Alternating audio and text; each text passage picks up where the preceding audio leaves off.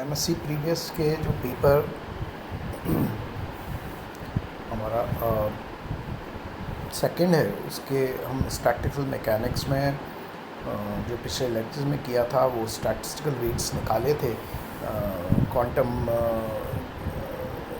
Statistics और classical statistics का जो एमबी स्टैटिस्टिक्स है, डिरैक का स्टैटिस्टिक्स है, फर्मी डिरैक और फोर्साइंस्टाइन।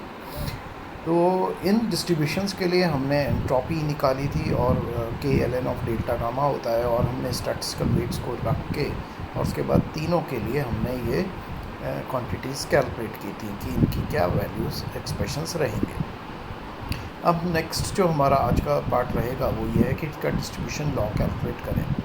तो डिस्ट्रीब्यूशन लॉ को कैलकुलेट करने के लिए जो भी हमें प्राइमरी कंडीशन है वो ये है कि ये जो है मोस्ट प्रोबेबल डिस्ट्रीब्यूशन होना चाहिए पार्टिकल्स का। और हमने ये देखा था कि जब भी मोस्ट प्रोबेबल डिस्ट्रीब्यूशन होगा तो वो एक स्टैटिस्टिकल इक्विलिब्रियम को कॉरस्पॉन्ड करता है, और जब भी कोई सिस्टम इक्विलिब्रियम को कॉरस्पॉन्ड करता है तो उसके लिए एंट्रोपी जो है वो मैक्सिमम होती है। इसका मतलब ये हुआ कि ये जो एक्सप्रेशंस हमने निकाले थे बोल्ट्जमैन, बोस और फर्मी के लिए, उसके अंदर अगर हम इन एक्सप्रेशंस के लिए मोस्ट प्रोबेबल डिस्ट्रीब्यूशन निकालना चाहते हैं तो हमें डेल्टा एस को हम ज़ीरो कर सकते हैं, क्योंकि अगर एंट्रोपी मैक्सिमम होगी तो डेल्टा एस जो है वो वेरिएशन जो है वो ज़ीरो होगा। तो हम यहाँ क्या करेंगे कि इन इक्वेशंस में डेल्टा एस अपॉन के ले रहे हैं, जिससे कि राइट हैंड साइड में सिर्फ ln ऑफ डेल्टा गामा आई बचेगा। तो हम प्रोबेबल के लिए डेल्टा एस बाई के को ज़ीरो करेंगे।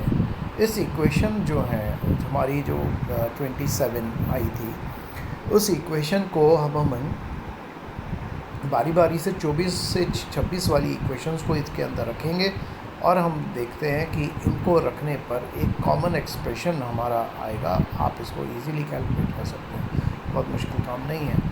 ये आ जाएगा summation of i delta n i l N of g I upon N i minus j is equal to zero. यहाँ जे जो है वो अगर बोल्ट्जमैन गैस है तो उनके लिए ज़ीरो आएगा, अगर बोस गैस है तो -1 आएगा, और जे +1 आएगा अगर वो फर्मी गैस है। इस एक्सप्रेशन जो दिए हुए हैं इन तीनों को 24, 25, 26 इक्वेशंस को आप इसके अंदर रख के कैलकुलेशन कर सकते हैं। अब हमारे जो कंडीशन थी कि total number of particles of the entire system, जो कि एक मैक्रोकैनोनिकल के अंदर होता है, वो total n number of particles fix, so delta n i n is zero, so summation of i delta n i is zero. और इसी तरह टोटल एनर्जी फिक्स है तो डेल्टा ई ज़ीरो होगा टोटल, तो इसी से summation i epsilon i delta n i zero होगा। एप्सिलॉन आई में हमें डेल्टा नहीं लिखना है, उसका कारण ये है कि हर सेल के लिए जो एनर्जी है लेवल की वो फिक्स होगी, और नंबर जो है वो फ्लक्चुएशन हो सकता है डिपेंडिंग ऑन दी स्टैटिस्टिक्स जो हम ले रहे हैं। नाउ इसको सॉल्व करने के लिए एक तरीका ये होता है कि इस इक्वेशन को कैसे सॉल्व किया जाए 28 को। तो इसके लिए इन दो इक्वेशंस को यूज़ करके जो भी है delta n i is equal to zero और epsilon i delta n i is equal to, एक मेथड यूज़ करते हैं जिसको बोलते हैं Lagrange's method of undetermined multipliers. तो ये जो मेथड है इसके अंदर क्या करते हैं कि दो अननोन कोफिशिएंट्स लेते हैं, जैसे अल्फ़ा और बीटा।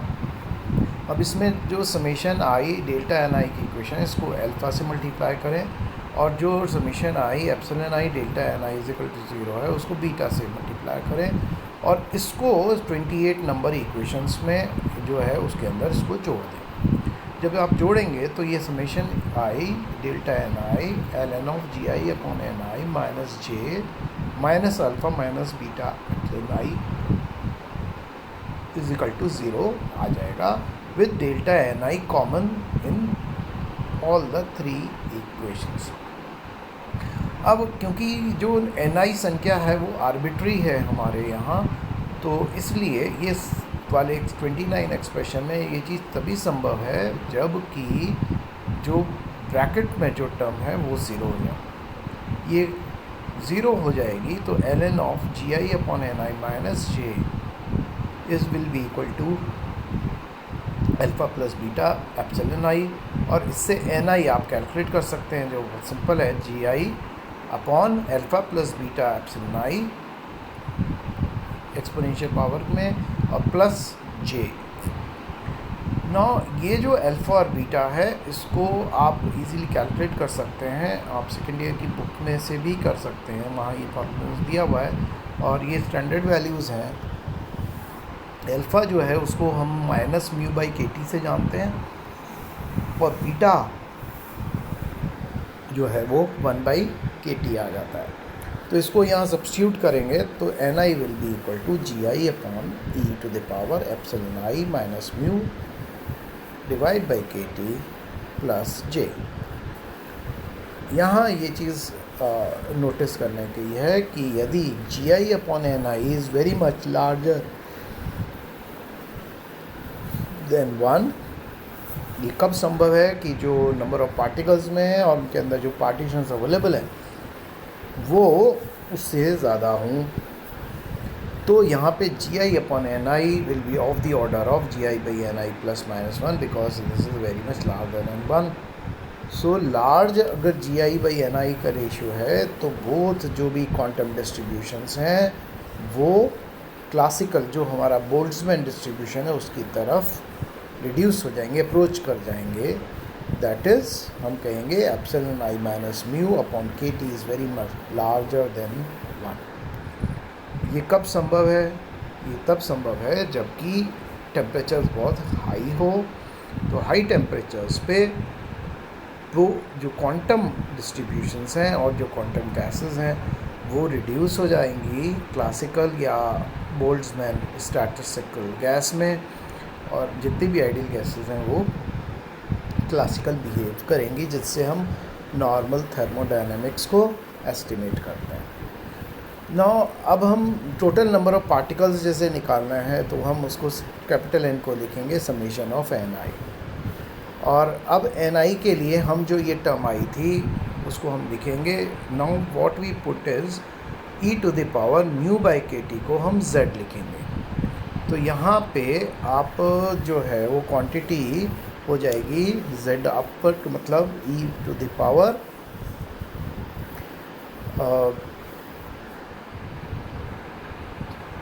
माइनस म्यू बाई के टी की टर्म है तो इसको हम जेड इनवर्स से लिख सकते हैं, और तो G I upon Z inverse E to the power beta epsilon I minus plus 1। This is for Bose and Fermi statistics gas, और बोल्ट्जमैन के लिए क्योंकि वो अप्रॉक्सीमेशन लगेगा जी आई अपॉन एन आई इसमें, so we can write this as simply Z G I E power minus of beta epsilon आई। और जैसा बताया वो आप फ्यूजिसिटी को E to the power mu by के टी या बीटा म्यू से लिख सकते हैं। इसी तरह टोटल एनर्जी कैलकुलेट करने के लिए summation I N I epsilon I use करना है, और capital total energy will be equal to Z and summation I G I epsilon I E minus beta epsilon I, ये बोल्ट्जमैन के लिए, और summation I G I epsilon I upon Z inverse E to the power beta epsilon I minus plus 1 so Bose Fermi के लिए। सो ये हमारा condition रहेगा। और अब हमें क्या करना है कि जो इक्वेशन 31 है थी हमारी एन की equation g I upon epsilon I minus mu by के टी, तो इसके अंदर जैसे जे बताया था आपको -1 is for boson gas and +1 is for Fermi gas. तो यहाँ जहाँ भी एक्सप्रेशन में माइनस के साथ आ रहा है वो बोस के लिए है, और यहाँ पे प्लस जो साइन आ रहा है वो फर्मी के लिए। तो ये हमारे एक्सप्रेशन टोटल एनर्जी के लिए भी हो जाएगा G I epsilon I upon Z inverse E to the power beta epsilon I minus plus 1। अब इक्वेशन 31 जो एन की इक्वेशन थी उसको यहाँ 24 से 26 के बीच में अगर हम रखते हैं तो हमें एंट्रोपी अब हम कैलकुलेशन कर सकते हैं for the most probable distribution. So ऐसा अपॉन के हो जाएगा Z summation I G I E to the power minus beta epsilon I beta epsilon I minus L N Z plus 1, this is for Boltzmann, और G I bracket में beta epsilon I minus L N Z Z is small physicity upon Z inverse e to the power beta epsilon I minus 1 minus ln of 1 minus Z e minus beta epsilon I, and this is for Bose and Fermi के लिए summation gi beta epsilon I minus ln Z upon Z inverse e to the power beta epsilon I plus 1 minus of ln 1 plus Z e minus beta epsilon I. This is for Fermi. Now ये जो equation 35 है जो कि Boltzmann Bose और Fermi के लिए हुई है, इससे हम डिड्यूस करते हैं कि जब भी कोई टर्म जैसे z e to the power minus beta epsilon I which is given as e power mu minus e I upon epsilon I upon kt which is very much less than 1, then Bose और Fermi जो है वो expression Boltzmann expression में reduce या change हो जाएंगे। और तो अब हम क्या करें कि बोल्ट्जमैन गैस जो कि जनरली हमारी थर्मोडायनेमिक्स और क्लासिकल स्टैटिस्टिक्स को फॉलो करती है, उसको हम यूज़ करें और उससे हम कुछ पैरामीटर्स निकालने की कोशिश करेंगे, थर्मोडायनामिक एक्सप्रेशंस। तो इन द लिमिट क्योंकि क्लासिकल शुरू हो जाता है, तो बोल्ट्जमैन के लिए हमें वॉल्यूम जो है compare to the distance between the molecules and the size v is very large, so we take it as infinite. और इस केस में क्योंकि quantum reduces to classical, so summation sign जो है वो जितने भी उनको हमें इंटीग्रल से रिप्लेस करना होगा। बस रिप्लेस करेंगे, टोटल नंबर ऑफ पार्टिकल्स आ जाएंगे z 0 to infinity e minus epsilon by kt d epsilon g d epsilon e is equal to then z 0 to infinity minus epsilon by kt and epsilon g epsilon d epsilon. Using quantum mechanics, the number of quantum states for volume V. अब यहाँ पे जब हम quantum mechanics करते हैं तो quantum mechanics में हम एक जैसे बताया था फेज स्पेस के लिए भी किया था, एक हाइपर स्फीयर लेते हैं और इसके अंदर जो शेल बनती है हाइपर शेल, उसका जो एक पतली पट्टी है उसकी थिकनेस होती है dp और उसका जो वॉल्यूम है 4πp² होगा उसका सरफेस एरिया। और अगर हम कोऑर्डिनेट्स को लेते हैं जैसे कि दो हमने q और कोऑर्डिनेट, उससे दो टोटल वॉल्यूम आता है v और उसका मिनिमम जो फेज स्पेस का वॉल्यूम है h3, तो उससे डिवाइड करेंगे तो उससे हम नंबर ऑफ़ क्वांटम स्टेट्स निकाल सकते हैं जिनका कि वॉल्यूम v है और वो स्टेट्स p और p प्लस dp के बीच में रिसाइड कर रही हैं। तो ये नंबर ऑफ़ स्टेट्स हो जाएंगी gp dp is equal to 4πv upon h3 p² dp। अब क्योंकि p²/2m वो है टोटल एनर्जी के बराबर होता है, तो यहाँ एप्सिलन है एक पर्टिकुलर p के लिए स्टेट के। सो क्वांटम स्टेट्स में जो एनर्जी होगी एप्सिलन और एप्सिलन पर डी एप्सिलन के लिए बीच में वो हो जाएगी g एप्सिलन डी एप्सिलन से 2πv upon h3 2m3/2 epsilon half D epsilon. इसको करके वैल्यू निकाल सकते हैं आप। Epsilon is p²/2m, so p is √2m epsilon.